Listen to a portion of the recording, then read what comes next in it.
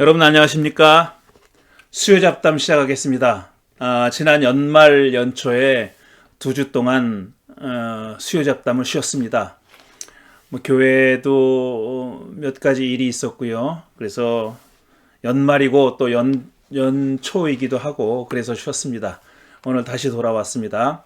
미리 예고하지 않고 2주를 건너뛴 것에 대해서 사과드립니다. 여러분 양해해 주시기 바랍니다. 자, 일그러진 영웅, 만들어진 영웅, 사울 다윗 평전을 읽어가면서 설명하고 있습니다. 지금 제 2장을 계속하고 있는데 지난주에는 그러니까 사울이 아말렉과 전투를 하면서 그 아각 왕을 비롯해서 재물 가운데 전리품 중에 일부를 다 멸절하라는 명령이 있었음에도 불구하고 왕과 일부 전리품을 생포해서 산채로 데리고 온 거죠. 그것에 대해서 그 행동에 대해서 사무엘이 비판한 그런 내용을 지금 다루고 있습니다. 계속 읽어가겠습니다. 데이빗 건이라고 하는 구약학자가 있습니다. 아주 그러니까 문학 비평 쪽으로 상당히 유명한 여러 작품을 저작을 남긴 그런 유명한 학자입니다. 셰필드 대학에서 가르치기도 했고 나중에는 또 어디서 가르쳤는지 제가 기억을 잘 못하겠는데 어쨌든 이 문학 비평 쪽으로는 굉장히 유명한 그런 학자입니다. 독특한 학자죠. 데이빗 건은 왜 사울이 아각과 일부 짐승을 산채로 끌고 왔는지 설명해 보려고 애쓴 학자들 중 하나입니다. 사울이 왜 그랬을까? 그러니까 사울의 입장을 이해해 보려고 노력했던 그런 학자들 가운데 하나죠.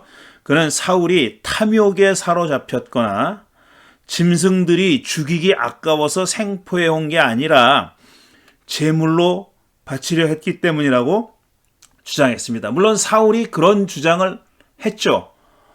그렇게 하려고 했다고 그렇게 말하기도 했죠. 근데 그 말에 비중을 둔 겁니다. 사울은 그 말이 진실성이 담겨 있는 그런 말이라고 해석한 거죠.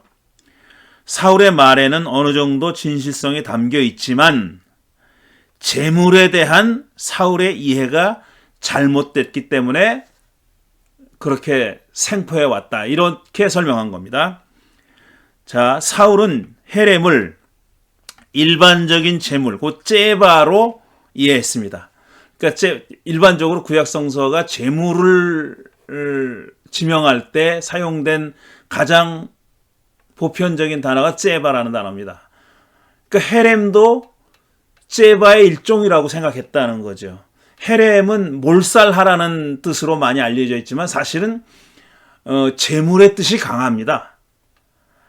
왜 가나안 사람들을 또 아말렉 사람들을 몰살해야 했냐면은 그들을 일종의 야훼께 바치는 재물이라고 여겼기 때문에 몰살했던 거예요.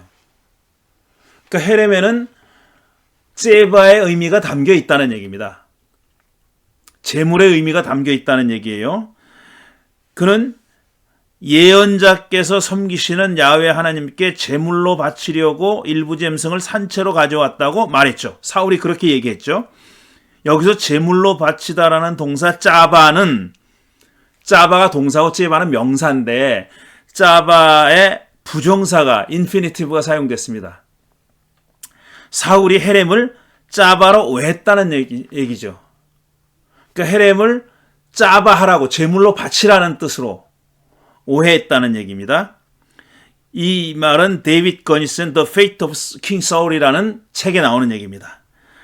헤렘은 흔히 오해되는 것처럼 증오나 복수심 때문에 사람과 짐승을 살육하는 게 아니라 야훼께 바치는 제물의 한 형태였습니다.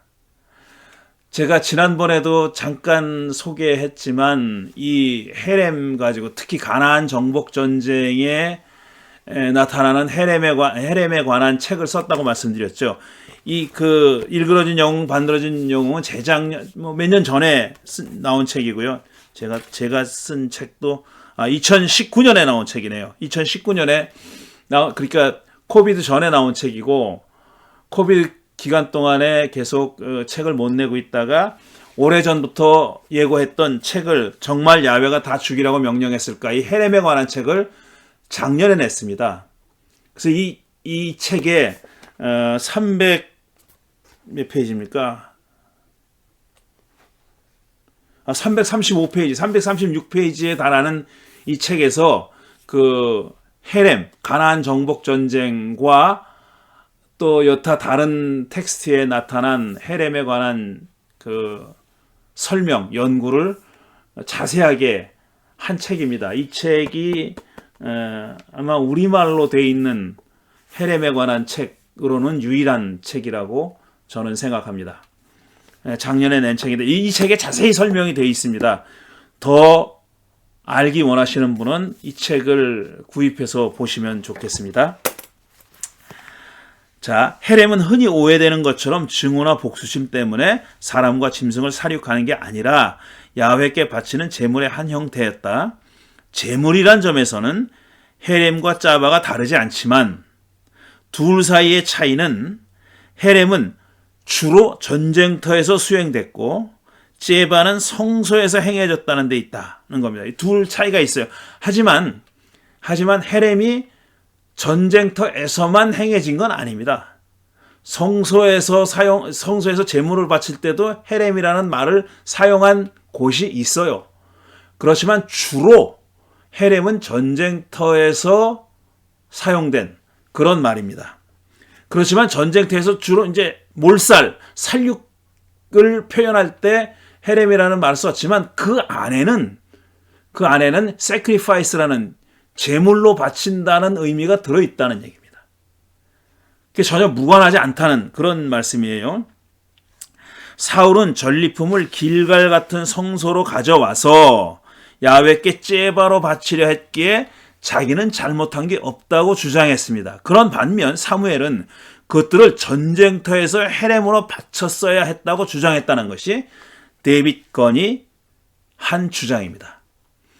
그러니까 헤렘에 대한 이해가 달랐다는 겁니다. 사울과 사무엘이 헤렘을 서로 다르게 이해했기 때문에 사무엘이 사울에게 명령했던 내용을 사울은 자기 나름대로 그렇게 해석했기 때문에 그 제물을 길갈 같은 성소에서 바치기 위해서 가져왔다고 이렇게 해석한 겁니다. 그러니까 사울의 상당히 우호적으로 해석한 거죠. 하지만 그의 주장에는 커다란 맹점이 있습니다. 그게 뭐냐면 아말렉 왕인 아각을 생포해온 이유를 설명하지 못한다는 허점이 있죠. 그럼 아각도 길갈에서 제물로 바치려고 생포해 왔느냐고 물으면 할 말이 없다는 겁니다. 왜냐하면 이스라엘에서는 인신제사, 사람을 제물로 바치는 행위를 엄격하게 금지했기 때문에 그가 아무리 아각, 철천지 원수인 아말렉의 왕 아각이라 할지라도 야훼 신은 사람을 제물로 받는 것을 철저히 금지했는데 사울이 아각을 생포해 오면서 내가 이걸 제바로 바치려고 제바로 이해했기 때문에 생포해 왔다라고 하는 말은 어불성설이라는 거죠. 이치에 안 맞는다는 얘기죠. 이스라엘에서는 오래전부터 야훼에게 사람을 제물로 바치는 게 엄격히 금해졌으므로 사울이 아각도 제바로 바치려 했다고 보기는 어렵다. 그러니까 앞뒤가 안 맞는다는 얘기입니다. 사울의 주장에 앞뒤가 안 맞는다는 거죠. 이 점이 단점이긴 하지만 사울의 명령 불복종의 이유를 탐욕이 아닌 다른 데서 찾으려 했다는 점에서 그의 주장은 데이빗 건의 주장은 의미가 없지 않습니다. 왜냐하면 그 사무엘서 어디를 봐도 사울이 그 물질에 대한 탐심, 탐욕을 드러낸 구절은 없기 때문에 그런 이야기는 없기 때문에 그렇습니다. 데이빗 건의 주장이 옳다면 사무엘과 사울은 헤렘의 명령에 대한 해석이 다를 수 있음을 보여줬다고 볼 수 있습니다. 이렇게 헤렘에 대한 해석이 다른 예는 다른 데도 또 나옵니다. 여기 유일하게 여기만 나오는 건 아니라는 거예요. 그런 뜻입니다. 그렇다면 어느 해석이 옳고 어느 해석이 그른지를 판단한 기준은 뭐며 또 그렇게 판단할 권한은 누가 가지고 있느냐 하는 게 문제라는 거죠. 그런 질문을 던지지 않을 수 없다. 원칙적으로 해석의 기준과 권한이 야훼에게 귀속된다고 말하죠. 그렇게 말할 수 있어요. 야훼가 내린 명령이니까 그 기준과 권한은 야훼에게만 있다라고 말한다고 해도 문제가 해결되지 않아요. 그렇게 되면 야훼의 기준이 무엇인지 물어야 하기 때문인데 그것을 알 수 없다면 그 계명 혹은 명령을 해석하는 데 있어서 사람들 사이의 의견의 차이는 피할 수 없는 거죠. 직접 야훼가 명확한 기준을 내려줬다면 문제가 없겠지만 그렇지 않다는 겁니다. 그리고 어차피 야훼가 헤렘의 명령을 내렸을 때 그 명령은 사람들이 어떻게 해석하느냐 하는 그 해석의 여지가 열려 있다는 얘기입니다. 그래서 사울과 사무엘이 다르게 해석했을 수 있다는 얘기죠. 그 기준이 불명확하기 때문에 사람들은 달리 해석할 수 있었다는 거고 궁극적인 권한이 그 명령을 내린 분에게 있다면은 사무엘이든 사울이든 그런 궁극적인 절대적인 권한은 없다는 얘기입니다. 그러니까 사울과 사무엘 양자가 다 잘못 해석했을 수 있다는 얘기죠. 그게 형식 논리입니다. 형식적으로 그렇지 않냐는 겁니다. 이 경우 해석의 기준과 권한은 대개 힘 있는 편이 정하기 마련이죠. 힘 있는 사람이, 목소리 큰 사람이 이기게 마련이라는 겁니다. 자기가 하느님을 배경으로 갖고 있다고 주장하는 것은 도움은 될지라도 절대적이지는 않다. 상대방도 그렇게 주장할 수 있으니까요. 사무엘과 사울 모두 자기가 하느님 편이라고 믿었을 터이니 말이죠. 당연하지 않아요? 그러니까 당연하게 둘 다 자기가 하나님의 명령을 올바르게 해석했다고 주장했을 테니까 말이죠. 결국은 어느 쪽으로 추가 기우냐 하면은 힘을 가지고 있는 쪽으로 추가 기운다는 거죠.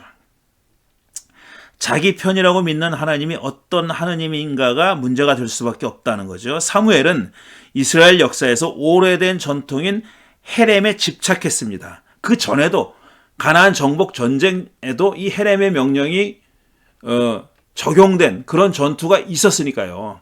그리고 몰살했잖아요. 그리고 몰살하지 않은 아가는 처벌받았잖아요. 그러니까 그런 전통에 비추어 보면 사무엘이 말이 옳다 이겁니다. 사무엘이 정당하다라고 볼 수 있다는 거죠. 그게 정당성이 사무엘이 가지고 있는 정당성은 그거다 이거죠. 전통이다 이겁니다. 그 전에 행해졌던 헤렘의 명령이 행해졌던 경우, 이런 경우가 사무엘에게는 자기 정당성의 근거가 된다는 얘기죠. 헤렘이 모조리 죽이라는 명령이라고 해서 해석의 여지가 없다고 할 수는 없다. 여기 자세히 설명했습니다. 예외가 많이 나와요. 그래서 이게 과연 헤렘이 가나안 정복 전쟁의 원칙, 프린스플이라고 부를 수 있을까를 의심할 정도로 예외의 경우가 많이 나옵니다. 여기에도 해석의 여지가 존재한다. 사무엘은 이 명령을 글자 그대로 해석한 반면 사울은 이를 째바와 연결시켜서 해석했다. 데이빗 건에 따르면 그렇다는 겁니다. 사울은 짐승 일부를 길갈 성소로 가져가서 째바로 바쳐도 괜찮다고 해석했다. 이전에는 아무도 헤렘의 명령을 이렇게 해석하지 않았다. 그는 새로운 해석을 시도한 것이다. 하지만 설화자는 사무엘의 손을 들어줬습니다. 사무엘이 옳다라고 사무엘의 판정승을 선언하는 거죠. 새로운 해석에 대해 전통적인 해석의 승리를 선언한 셈입니다. 사무엘의 해석이 더 정당했기 때문일까? 아니면 그가 더 큰 권력을 갖고 있었기 때문일까? 이건 우리가 물어야 할 질문이라는 겁니다. 아마도 훗날 다윗의 경우를 보면은 또 달리 볼 수 있다는 겁니다. 다윗도 아말렉과 싸운 적이 있어요. 아말렉과 전투를 했어요. 사실 앞에서도 계속 아말렉을 몰살시켰다고 했는데 살아남은 자가 하나도 없다고 했는데 계속 등장하는 것도 문제입니다. 좀비가 아닌데 계속 등장하는 거예요. 가나안 정복 시대 때도 아말렉과 싸워서 이겼단 말이에요. 다 몰살했다 그랬어요. 그런데 지금 사울 시대에 와서 또 등장해 또 싸웠잖아요. 그거 다 몰살했다 그랬어요. 그게 아각만 사로잡아 왔고 전리품만 일부 챙겼지 나머지는 다 죽였다 그랬어요. 그런데 다윗 시대 또 나와요. 아말렉이. 그럼 이게 뭡니까? 다 죽이지 않았다는 얘기죠. 그러니까 그 이전에도 헤렘의 명령이 글자 그대로 수행되지 않았다는 얘기 아니에요. 그렇다면 사울이 아각을 사로잡아 왔고 전리품 일부를 산채로 데리고 왔다는 것, 그것만 헤렘의 명령을 어겼다고 볼 수는 없지 않느냐는 거죠. 그러니까 사울만 잘못된 헤렘의 명령을 어긴 죄인은 아니라는 얘기입니다. 그 전에도 똑같은 잘못을 저질렀다는 거죠. 그게 잘못이라면, 그게 죄라면, 그건 절대로 헤렘이 반드시 실행했어야 할 명령이라면 그 이전에도 그 명령을 어긴 사람들이 있었다는 얘기입니다. 그러니까 사울만 갖고 뭐라 그럴 게 아니라는 얘기죠. 특히 다윗은 더 그렇습니다. 훗날 다윗도 아말렉과 싸운 적이 있었는데 그때 그는 헤렘의 명령을 지키지 않았음에도 불구하고 징계를 받지 않았어요. 물론 그 명령이 명시적으로 주어지진 않았어요. 그러나 아말렉은 진짜 철천지 원수고 아말렉과 싸울 때는 항상 몰살하라 그랬어요. 그 이전에도. 그러니까 다윗도 그렇게 생각했음직하다는 겁니다. 다윗 시대에도 같은 명령이 주어졌음직하다는 거예요. 명시적으로 주어지진 않았지만 그런데 다윗은 그렇게 하지 않았어요. 근데 왜 사울만 갖고 이러냐 이거예요. 한마디로 얘기하면 우리 시각으로 보면은 불공정한 겁니다.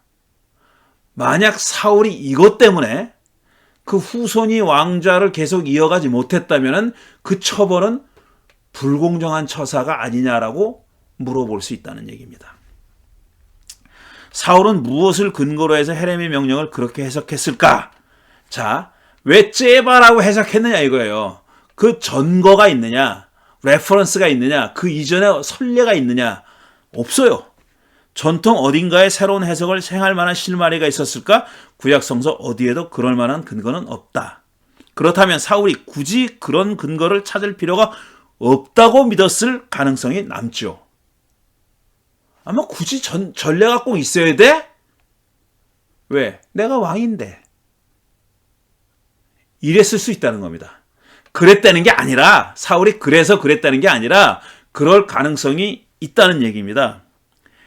내가 왕인데 왜 굳이 과거 전통에 매달려야 하나라고 생각했을 수 있다는 얘기입니다. 하지만 이 대결에서 사울이 졌습니다.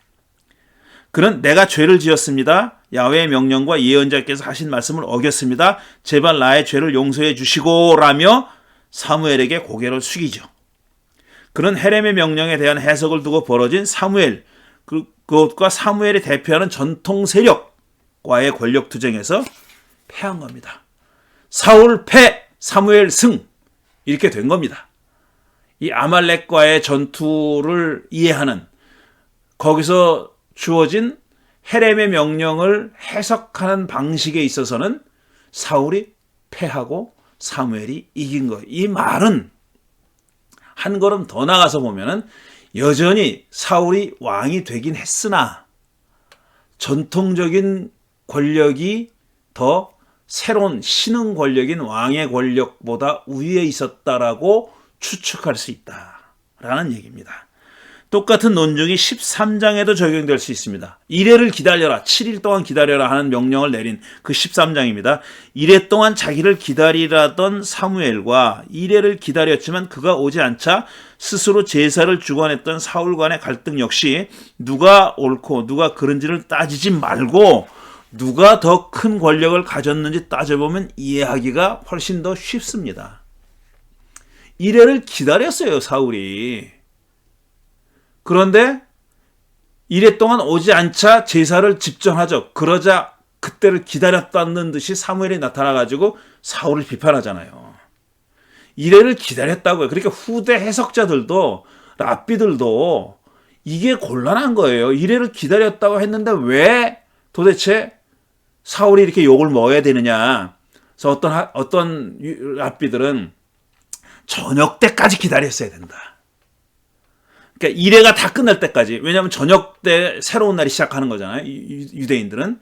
그러니까 그 이래라는 날짜가 끝나는 해질 때까지 기다렸어야 됐는데 해질 때까지 기다리지 않았다는 게 문제다.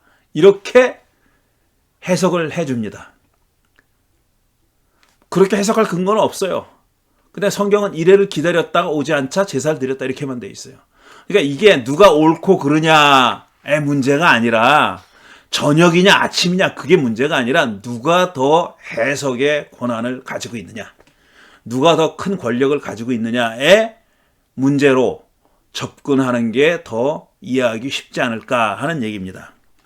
양쪽에서 사무엘은 야훼의 명령과 자신의 명령을 동일시한 권력을 기반으로 해서 그런 권력을 가지고 있는 것처럼 행세했어요. 이래를 기다려라. 그게 야훼의 명령인 것처럼 나중에 이렇게 욕을 할 때, 사울을 비판할 때 그렇게 얘기합니다. 야훼의 명령을 어겼다고. 근데 이래를 기다리라는 명령은 자기가 한 거예요. 야훼가 그런 명령을 사울에게 하라고 사무엘에게 명령했다는 말이 없어요. 자기가 그렇게 말해놓고 그게 야훼의 명령이라고 얘기하는 거예요. 그런 야훼의 명령과 자신의 명령을 동일시한 권력을 기반으로 해서 그게 가지고 있다고 자기도 믿었고 설화자도 거기에 대해서 딴죽 걸지 않은 거예요. 네가 뭔데 야훼의 명령을 네 명령이랑 동일시해라고 설화자가 딴죽 걸지 않아요. 그거를 전제하고 얘기합니다. 그게 틀렸다고 얘기하지 않아요. 그런 기반으로 해서 헤렘의 명령을 자기에게 유리하게 해석할 수 있는 권력을 갖고 있었다고 추측해 볼 수 있는 겁니다. 해석의 여지가 열려 있는데 이렇게도 볼 수 있고 저렇게도 볼 수 있는데 어느 해석이 옳으냐 하는 것은 그렇게 해석한 사람의 권력이 그걸 가능하게 한다는 얘기입니다.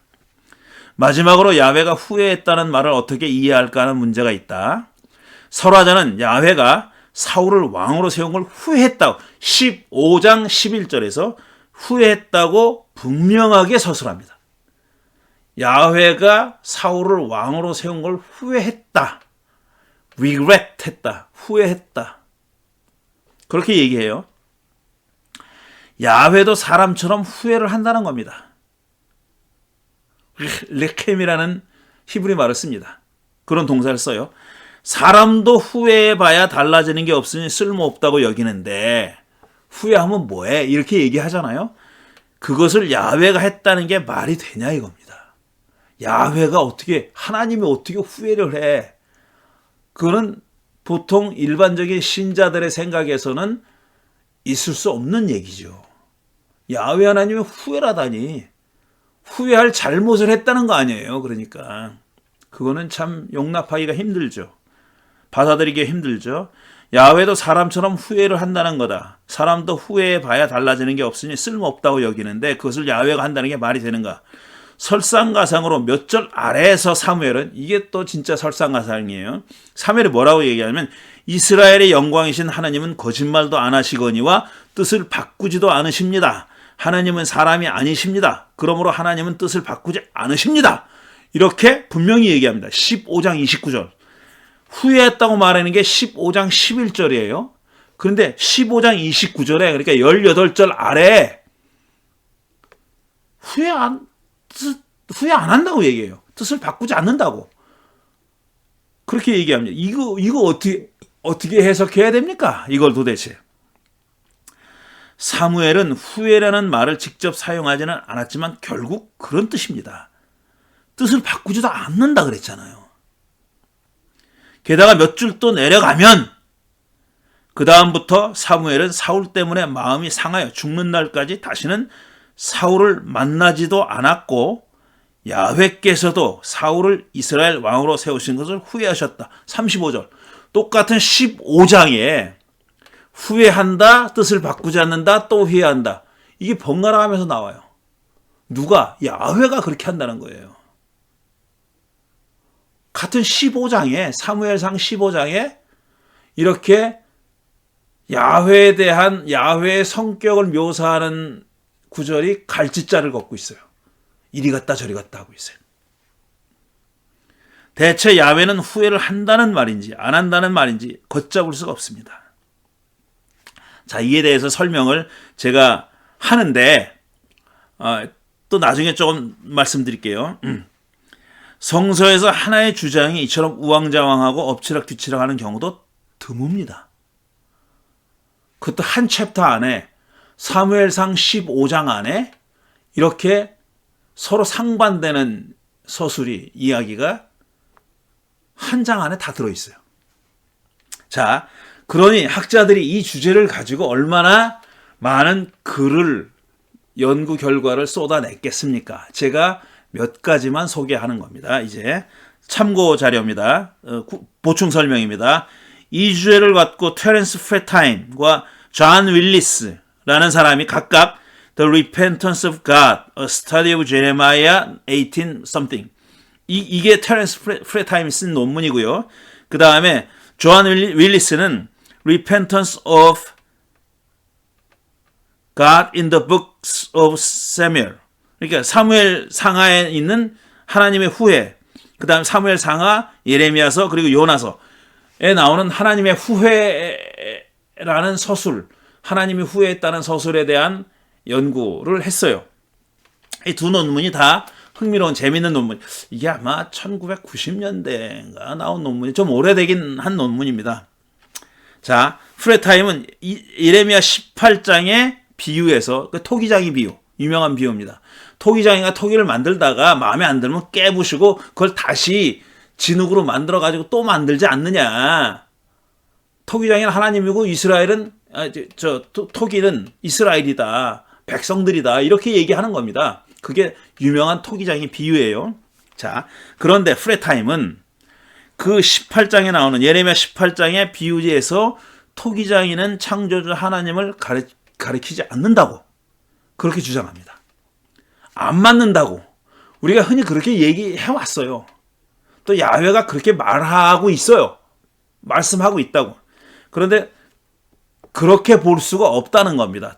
테렌스 프레타임 주장은요. 왜 그러냐면 피조물로서의 사람은 수동적인 토기가 아니기 때문이라. 이렇게 얘기합니다. 토기는 자유의지가 없어요. 자기 의지가 없잖아요. 그냥 토기장이가 만드는 대로 마음에 안 들어 깨부시고 다시 만들어. 하지만 사람은 그렇지 않다는 겁니다. 사람은 진흙덩어리가 아니라는 거예요. 사람은 미래에 열려 있고 미래를 열어갈 능력과 책임도 부여받았으므로 잘못된 결과에 대해서는 책임을 져야 한다는 점에서 토기와는 다르다. 이겁니다. 하나님의 인형이 아니다. 꼭두각시가 아니다. 이겁니다. 그렇기에 역설적으로 하나님은 후회할 수 있다는 겁니다. 왜냐하면 인터랙션이니까, 상호작용이니까 한쪽이 다른 쪽에 대해서 일방적으로 어떤 영향력을 행사하고 그 상대방은 그 영향력을 받지 않으면 안 되는 그런 수동적인 입장에 처해 있는 그런 관계가 아니라는 거예요. 하나님과 사람의 관계는 그게 아니기 때문에 토기장이와 토기의 비유로 그렇게 환원할 수 없다는 겁니다. 그렇기 때문에 역설적으로 하나님은 후회가 가능하다는 거죠. 왜냐하면 자신이 기대했던 대로 사람이 행동하지 않으면은 그 기대가 어긋난 거 아니에요. 그러니까 나는 이렇게 생각했는데 쟤네들은 그렇게 안 했기 때문에 내가 이거 잘못했구나 후회할 수 있다는 거죠. 내 생각과 다르네. 그렇기 때문에 후회할 수 있다는 거죠. 역설적으로 그렇다는 겁니다. 그는 사람의 자기 결정권이 의지, 자유의지 뭐라고 불러도 좋아요. 자기 결정권이 하나님의 후회를 가능하게 했다고 그렇게 주장합니다. 지금 앞에 제가 제목을 읽어드린 그 논문에서 이런 주장을 하는 거죠. 자, 윌리스는 또 뭐라고 얘기하냐면은 사무엘서, 예레미야서, 요나서에 나오는 하나님의 후회에 관련된 구절들을 연구했다. 자, 구약성서에 하나님이 후회하거나 후회하지 않는다고 말하는 구절이 모두 36번 등장한다는 거예요. 36번. 그 가운데 17번이 사무엘서에 등장해요. 그러니까 비중이 높은 거죠. 사무엘서에 많이 등장하는 겁니다. 책의 크기, 분량과 비교해 보면 구약성서 전체와 사무엘서가 차지하고 있는 분량은 작잖아요. 거기에 36번 중에 17번이 등장하니까 굉장히 많이 등장하는 거죠.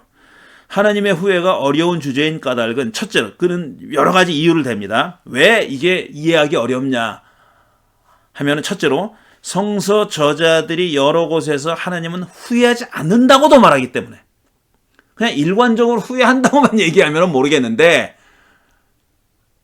후회하지 않는다는 말을 또 해요. 그러니까 곤란하다 이거죠. 둘째, 후회는 하나님의 전능함과 배치되죠. 아니 전능하신 하나님이 무슨 후회를 해. 셋째, 하나님의 완전함과 또 양립할 수 없어요. 하나님이 모든 일을 하는 거 완전하게 처리하시는 거 아니냐. 전지전능하니까 한마디로 전지전능한데 무슨 후회를 해 이겁니다. 넷째, 하나님의 탄식과도 관련된다. 후회하니까 탄식하는 거예요. 그렇죠? 그러니까 하나님의 후회는 하나님의 탄식과도 연결된다는 얘기입니다. 하나님이 또 어떻게 탄식을 하냐. 근데 시편을 보세요. 시편이나 이런 데 보면은 하나님이 탄식한다는 말이 많이 나와요. 그 다음에 다섯째, 우리가 하나님의 초월을 강조하는 그리스적인 사고에 익숙해져 있기 때문에 이렇게 하나님이 탄식한다느니 후회한다느니 하는 말이 다가오지 않는다는 겁니다. 그게 낯설게 여겨진다는 거예요. 이거 우리가 믿는 하나님과 안 맞는다라고 생각하기 쉽다는 겁니다. 그는 사무엘서 저자가 하나님의 후회에 대해 엎치락뒤치락 하는 까닭을 또 이렇게 얘기합니다. 첫째로 하나님은 후회하지 않는다는 불변함을 강조함으로써 사람들이 무책임하고 변덕스러운 힘에 사로잡혀 있지 않음을 강조하면서 둘째로 하나님은 때로 후회한다는 가변성을 드러냄으로써 불변하는 원칙의 포로가 아님을 강조하려 했기 때문에 그러니까 두 가지 점을 다 강조하고 싶은 거예요. 두 가지 점을 다 강조하고 싶기 때문에 이렇게 엎치락뒤치락 한다는 얘기입니다. 한쪽만은 일방적으로 강조하고 싶어 했으면 이런 일이 일어나지 않는데 양쪽 성격을 다 말하고 싶고 강조하고 싶기 때문에 이렇게 갈짓자 걸음을 걸을 수밖에 없다. 그런 얘기입니다. 하나님은 일관성이 있다는 것도 말하고 싶고 그 다음에 가변성, 하나님이 또 일반적인 철칙, 원칙 그냥 뭐 결정하면 그냥 누가 어떤 일이 일어나 그냥 그걸 일관되게 밀고 나가는 그런 분만은 아니다. 라는 걸 강조하고 싶기 때문에 이렇게 왔다 갔다 한다는 겁니다. 하나님은 사무엘하 24장 16절에서 보듯이 자신이 백성들에게 재앙을 내린 것을 후회하는 사랑의 하나님이시라는 거다. 이겁니다. 사무엘하 24장 16절에 나오는 얘기죠. 그거는 뭡니까? 그건 또 다른 얘기니까 하지 않겠습니다. 지금 시간이 또 많이 갔기 때문에요. 아직 조금 더 할 내용이 아직도 많이 남아있는데 그렇네요. 예, 그렇습니다. 자, 성서가 하나님을 하나님답지 않게 서술할 때 독자는 당황하죠. 우리가 생각하는 하나님과 다르게 얘기할 때 당황스럽죠. 하나님 질투를 한다거나 후회한다거나 하는 것뿐 아니라 사소한 일에도 과도하게 칭찬하고 축복하거나 이거 별거 아닌 것 같은데 굉장히 과도하게 칭찬하고 축복하는 경우가 있죠. 또 반대로 별 잘못이 아닌 것 같은데 크게 질책하고 징벌한다는 서술. 이런 서술을 만날 때 우리가 그렇습니다. 당황하죠. 우리가. 지나치게 사람처럼 묘사하는 경우도 마찬가지입니다. 사람처럼 묘사하는 경우가 많아요. 이런 표현들은 하나님을 영적인 존재로 믿는 현대인에게는 매우 낯설어서 받아들이기 힘들죠. 성서 구절을 그래서 직설적으로 이해할 게 아니라 은유적으로 해석해야 한다고 하는 경향이 여기서부터 비롯되는 겁니다. 직설적으로 문자 그대로 받아들이기 힘든 그런 서술들이 많이 등장하기 때문에 이건 은유야. 은유적인 표현이야. 시적인 표현이야. 이렇게 해석하려는 경향이 그래서 나타난다는 얘기입니다. 이런 경우 성서는 하나님에 대해서 논리를 갖춰서 교리적으로 설명하는 책이 아니라는 사실을 기억할 필요가 있습니다. 논리서가 아니에요. 교리서가 아니에요. 논리적인 어떤 논문이 아니에요. 구약 성서는 한마디로 얘기하면은 이게 너무 일반화하는 얘기이긴 하지만 이야기를 통해서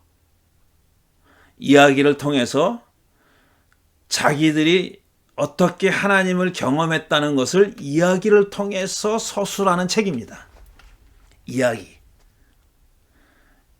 하나님의 백성인 이스라엘이 하나님을 어떻게 만났고 어떻게 경험했고 어떻게 상호작용하면서 그렇게 소통하면서 교제하면서 인터랙션 하면서 언약 관계 안에서 인터랙션 하면서 상호작용하면서 역사를 이끌어 왔는지 하는 것을 이야기의 형식으로, 주로 이야기의 형식으로 표현한 책이 성서예요.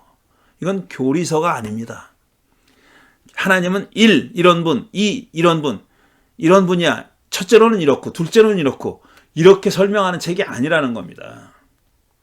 그걸 아는 게 중요해요. 성서는 하나님에 대한 생각을 논리적으로 설명하는 논문이 아니라 이야기나 시에 가깝습니다. 성서의 이야기는 이야기 속에 있는 하나의 캐릭터이거나 시 속에 하나의 은유로 표현되어 있으므로 이 점을 명심하고 읽을 필요가 있습니다. 명심하고인데 오타가 났네요. 하나님을 하나의 캐릭터라고 얘기하자니까 제가 여러 번 이런 얘기를 하는데 그럼 오해하는 사람들이 많아요. 야, 하나님 무슨 캐릭터란 얘기야?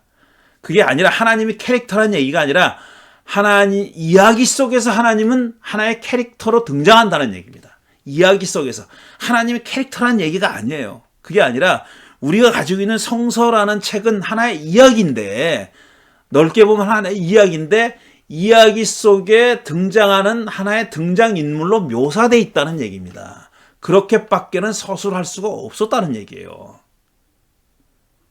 이게 그렇게 이해하기 힘든지 모르겠어요. 그렇게 오해의 여지가 있는지 저는 아직도 잘 모르겠습니다. 자, 이 하나님의 후회에 대해서는 제가 2020년 4월 20일에 이 수요 잡담 시간에 했던 얘기, 길게 1시간 이상 하나님의 후회에 대한 구절들, 구약 성서에 나오는 구절들은 하나하나 설명한 그런 영상이 있습니다.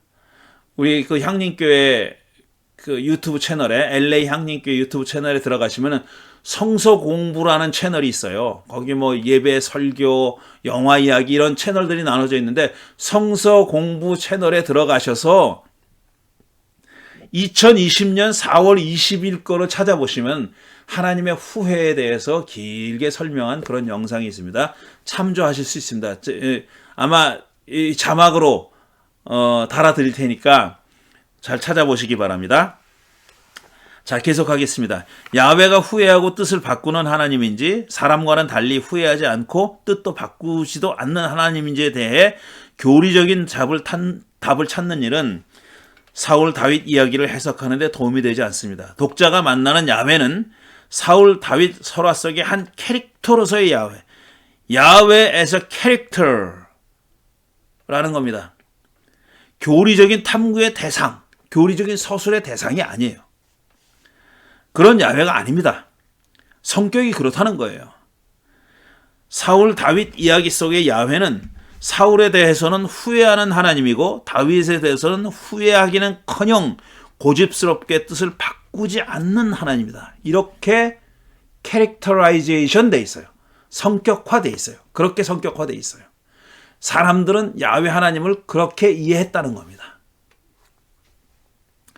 야훼가 다윗을 어떻게 대했는지에 대해서는 나중에 자세히 다루게 됩니다. 자, 야훼가 사울을 왕으로 세운 걸 후회한다고 말하자 사무엘은 괴로운 마음으로 밤새도록 야훼께 부르짖었던 이유가 무엇인지도 궁금하죠. 이게 세번역 성서는 괴로운 마음이라고 번역했는데 원문은 화를 내며라고 해석할 수도 있는 그런 단어가 사용됐다고 말씀드렸어요. 왜 사무엘은 후회하는 야훼에게 화를 내며 밤새도록 그에게 부르짖었냐? 이게 또 궁금한데 사무엘도 사울이 버려지기를 원했으니 야훼의 후회를 기꺼이 받아들일 법하죠. 계속 사울에 반대했잖아요. 대립하고 있으니까 야훼가 사울을 왕으로 세운 걸 후회했다고 하면 옳았구나. 내 생각하고 같네. 이렇게 말해야 맞잖아요. 그렇게 생각해야 맞잖아요. 그런데 오히려 반대로 야훼에게 괴로워하면서 아니면 화를 내면서 밤새도록 부르짖었다니 왜 그랬을까 궁금하지 않냐 이거죠. 학자들은 대체로 후회하는 야훼의 아픈 심경에 사무엘이 공감했기에 괴로워했다고 해석합니다. 학자들은 화를 냈다고 해석할 수 있는 가능성에 대해서는 별로 말하지 않아요. 그렇다면 사무엘은 밤새도록 뭐라고 야훼께 부르짖었을까? 한시라도 빨리 사울을 내쳐달라고 부르짖었을까? 이거는 좀 이해하기 어려운, 선뜻 납득이 되지 않는 그런 대목이라는 그런 얘기입니다. 자, 이에 대해서 데이빗 조블링이라고 하는 또 그 문학적 해석을 하는 유명한 학자가 있습니다. 이 양반도 아주 독특한 문학 비평 쪽에 아주 대단한 그런 학자입니다. 자, 이 데이빗 조블링이 흥미로운 해석을 내놓았습니다. 뭐라고 해석했냐면 그는 사무엘상 13장과 15장에 전하는 이야기를 철저하게 사무엘과 사울 사이의 권력투쟁이라는 시각으로 해석했습니다. 둘 사이의 신구 권력의 권력투쟁이다 이겁니다. 사무엘이 자기를 이랫동안 기다리지 않고 제사를 주관했다고 사울에게 심판을 선언한 것도, 또 실제로 사울이 사무엘의 명령에도 불구하고 자기가 제사를 주관한 것도, 뒤집어 얘기하면은 사무엘 입장에서는 사울이 기다리지 않은 거고요. 사울 입장에서 보면은 사무엘의 명령에도 불구하고 자기가 제사를 주관한 거예요. 이건 동전의 양면이에요. 이게 권력 투쟁으로 이해할 수 있다는 겁니다. 말하자면. 그러니까 사울은 의도적으로 제사를 주관했다는 거예요. 그거는 자기가 이제 제사를 주관할 수 있는 그런 권한도 가지고 있다는 것을 보여주기 위해서 그랬다는 해석이고요. 그걸 비난한 사무엘은 여전히 그 권한은 자기에게 있다는 것을 보여주려는 거였다는 얘기입니다. 그러니까 두 권력이 맞부딪힌 거죠. 누가 이겼느냐? 앞에서 말했지만 사무엘이 이겼어요. 아직도 사울의 권력은 그만한 위치에 이르지 못했다라는 얘기죠. 사무엘이 자기를 이랫동안 기다리지 않고 제사를 주관했다고 사울에게 심판을 선언한 것도, 헤렘의 명령을 자기가 해석한 대로 지키지 않았다고 사울이 왕권을 잃을 뿐 아니라 후손까지 왕자에 오르지 못할 거라고 선언한 것도 모두 권력투쟁의 눈으로 바라봐야 한다는 거다. 이게 좀 삭막한 해석이죠. 신학 이런 것들이 다 그런 것들은 다 벗어버리고 아주 날것인 권력투쟁으로 바라본 겁니다. 이게 지나치다고 볼 수도 있어요. 하지만 이런 점이 전혀 없다. 이런 측면이 전혀 없다고도 말할 수 없는 겁니다. 현실이니까요, 이게. 야훼 이름이라는 전통적 권위를 등에 업고 있던 사무엘과 군주제라는 새로운 제도의 수장으로서 백성들의 후원을 배경으로 하고 있던 사울 사이에 벌어진 권력투쟁이 아니라면 이 사건들의 의미를 포착할 수 없다는 거다. 여러 가지로 제가 말씀드렸어요. 이거 왜 도대체 이래를 기다려야 하는지. 이런 얘기 설명이 없잖아요. 그러니까 이렇게 볼 수 있다는 거죠. 사울이 사무엘 없이 제사를 주관한 것도, 헤렘의 명령을 자기 방식대로 해석한 것도 모두 왕이라면 마땅히 그 정도의 권력을 행사할 수 있다고 여겼기에 그렇게 행동했지만 결과적으로는 시기상조였다는 거죠. 아직 거기까지 이르지는 못했다는 거죠. 그때까지는 새로운 권력이 전통적 권력을 누를 수 없었으므로 사울은 사무엘에게 무릎을 꿇지 않을 수 없었다는 겁니다. 사무엘이 후에는 야훼에게 화를 내고 밤새 부르짖었던 까닭은 이제 겨우 사무엘이 사울을 자기 밑에 주저앉혔는데 그를 사울보다 더 나은 다른 사람으로 교체한다면 자신의 입지가 불안해지리라고 봤기 때문이라는 것이 조블링의 해석입니다. 그러니까 조블링은 왜 화가 났느냐 하면은 사무엘에게서 권한을 뺏어가는 거는 오케이. 근데 그게 자기한테 안 오는 거예요. 왜 그러냐? 다른 사람을 점지해 놨잖아. 이미 다윗이라는 인물을 사울의 뒤를 이어서 왕위에 오를 자로 정해놨잖아요. 야훼가. 그걸 사무엘이 알지 않습니까? 그러니까 거기에 대해서 울부짖었다 이겁니다. 어째 그럴 수 있느냐고 울부짖었다는 것이 데이빗 조블링의 해석입니다. 제가 여기서 토를 달았죠. 텍스트상의 근거는 희박하지만 그럴듯한 상상력이 아니냐 이거죠. 이게 다 문학적인 해석을 하는 사람들, 제가 아까 말씀드린 데이빗 건이나 아니면 그 데이빗 조블링이나 둘 다 데이빗이네. 두 사람이 다 데이빗 좋아해 정말. 근데 이 데이빗 건이나 데이빗 조블링이 다 문학 비평을 하는 사람이에요.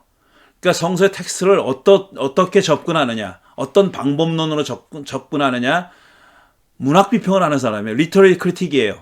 문학 비평을 하는 사람인데도 이 사람들도 다 이 텍스트 배후에 있는 역사적 현실이 무엇인가에 관한 관심은 여전히 갖고 있는 겁니다. 그럴 수밖에 없어요. 텍스트 배후를 전에는 배후만 캐려고 노력했던 그런 학파들이 있었죠. 예를 들어 사회학적 성서 해석을 하는 사람들은 주로 그렇게 합니다. 사회학적 인류학적 해석을 하는 사람들은 텍스트 배후의 사회적인 현실, 소셜 리얼리티가 뭐냐, 사회적인 현실이 뭐냐, 사회 역사적인 현실이 뭐냐라는 걸 알고 싶어하는 사람들이에요. 근데 그것이 불가능하다고 생각하는 사람들이 리터러리 크리틱하는 사람입니다. 문학 비평하는 사람들이에요. 그거는 다 스페큘레이션이다.